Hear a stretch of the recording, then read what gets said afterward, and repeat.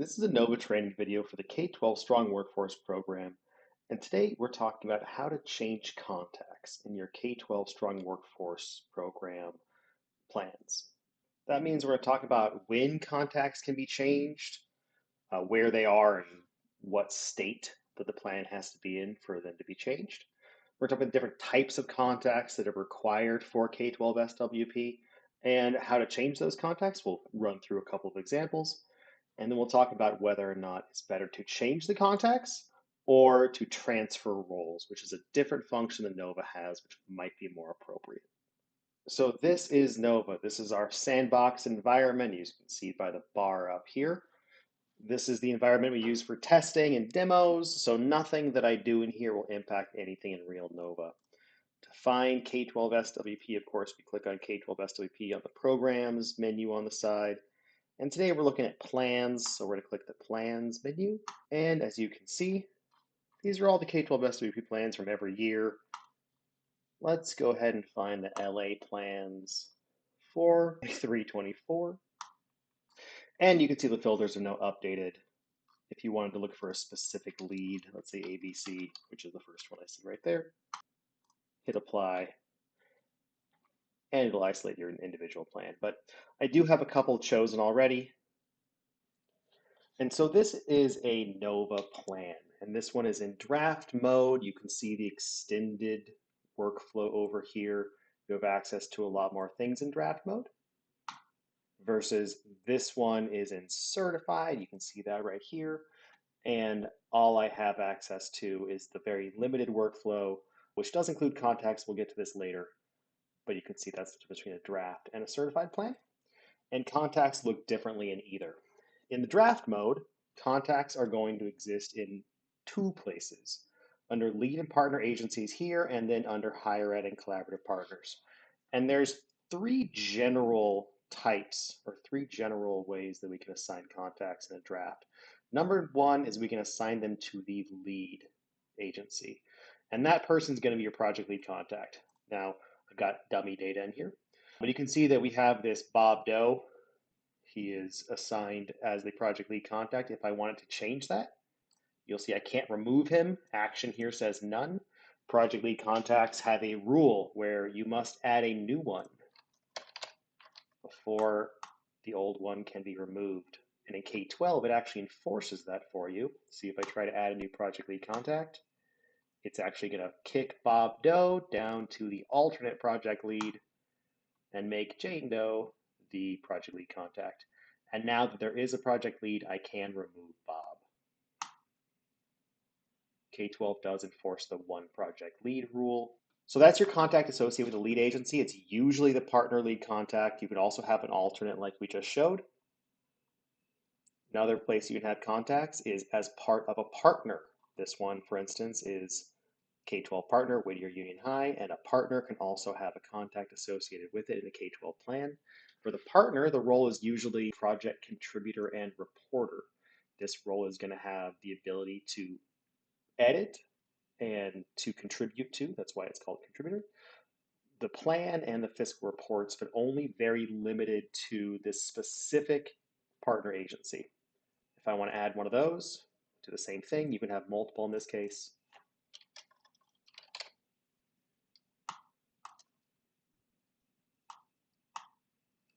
And I can either assign them to be project contributing reporter who has actual editing abilities, or the project viewer who just has the ability to see the details of this plan and the reports.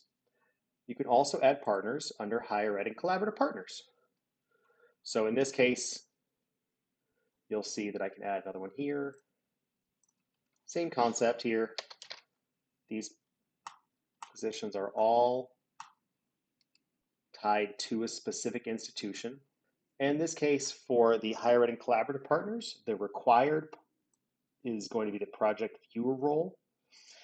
It's also called the project contact role. The role kind of changes names when this plan is certified. There is not a good reason for that, but we'll go over what it looks like when the plan is certified. But like I said, you could have multiple here. We can add a third person if we wanted to have that project contributor and reporter role. Like I mentioned, this project viewer role is required for a higher ed and collaborative partner. The project contributor reporter role is not required. It's required for the partner agency, not for the collaborative partner. It is required that they have a contact, not that they actually have someone that's going to be contributing or doing things on the plan. And you say it's the same thing down here for all of our collaborative partners. Each one can have roles associated with it, either that project viewer or the project contributor and reporter role. Just add another one here.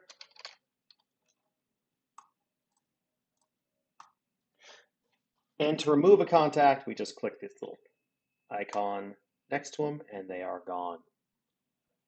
And that's what it's like to change contacts when the plan is in draft mode. But let's look to see what happens when it's approved. This is a good time to show you what it looks like when something is submitted. Now, we've looked at changing contacts in draft. We'll look at changing them in the certified state. But this is a good time to show that when a plan is being submitted, so it's currently awaiting approval, if you scroll all the way down to the bottom, you can see that it's waiting approval from the regional consortia. And at that time, you can't change contacts. This is the one loophole where no contacts can be changed when a plan is being submitted. That's because nothing can be changed when it's in review. And now you can see this plan is in certified status. We have a very limited workflow over here, but we still can do a couple things. We have some ability to change the budget, and we have the ability to change the contacts. Now, unlike the draft status, when it's certified, you can see all the contacts all listed in a single list. It makes it a lot easier to change them around, and you can still do that.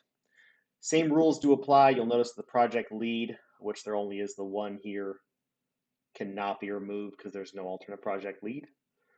But everyone else can be removed.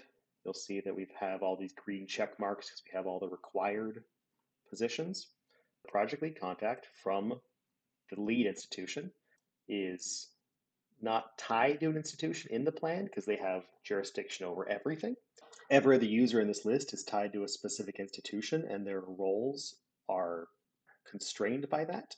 This person will only be able to touch Whittier Union High's sections, and this person will only be able to touch Santa Monica sections because they're project contributor reporter. You'll also notice that the name of this contact, like I mentioned earlier, changes from project viewer to just contact. It changes from project viewer to higher ed and collaborative partner contact. It is the same position and it is required for everyone. As you can see up here, it's one of the required. And if we were to get rid of one of those, you'll see that that little check mark went away. But we can still add people back. Let's see, we could add someone as the City of Beverly Hills partner contact. So it's a very similar process here.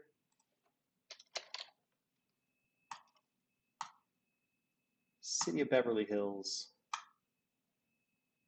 and we'll check marks back. We have all of our required contacts again. Now you can have multiple of all these contacts except for the project lead contact, which Nova will only let you have the one. You can have alternate lead contacts instead of that one. But you can have multiples of any of these other positions depending on what your partners want. It is actually a little bit easier to change contacts when the plan is certified because you can find them all in one place. But you can do it whether or not it's certified or it's draft. You just can't do it when it's in submitted status. And now let's talk about whether or not it's right to change contacts or to transfer roles. Nova has a system called role transfer that is meant for turnover. Anyone with an admin credential, including the help desk, which is how this will be done, can take any of the roles from a user and transfer them to another user. This is very helpful in the case of turnover when you have an outgoing dean that's involved with, let's say, dozens of different projects, including a lot in K12, and you can just transfer all of their responsibilities across the system to the incoming dean. That's something that is very easy to do in the back end and impacts potentially all of the plans and programs, grants, everything across the system associated with their account. That's the right move in the case of actual turnover. We submit a help desk ticket saying the name of the old person, the name of the new person, email address is included, and say that this person needs all the roles transferred. If, though, the person isn't a turnover situation, if responsibility for this particular project is just moving between project lead contacts at the organization, but the old person isn't leaving, then it's going to be appropriate to come in here and make changes to the contacts. If you do the role transfer process, the contacts will automatically update. Just keep that in mind if you're making changes to contacts. Is it better to transfer their roles? Are they being replaced? Is there turnover? Or are we just making a minor change to one plan? And that is it for changing contacts. Thank you very much.